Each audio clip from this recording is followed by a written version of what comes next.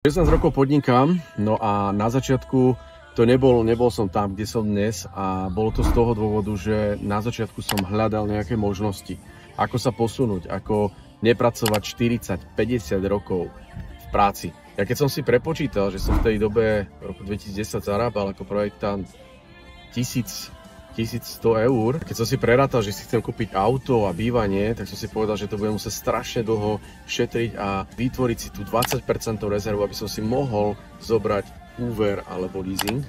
A preto som si povedal a hľadal som cesty, ako zarobiť viac. A prišla mi práve príležitosť od môjho spolužiaka, ktorý mi ukázal cestu a ukázal mi ako ísť na prvý vstupný seminár.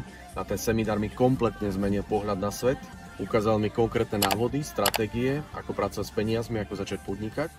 A ja som sa jej chopil a využívam ho dodnes. Takže ak ti to dáva význam a zmysel a chceš hľadať cestu, tak práve teraz správny čas.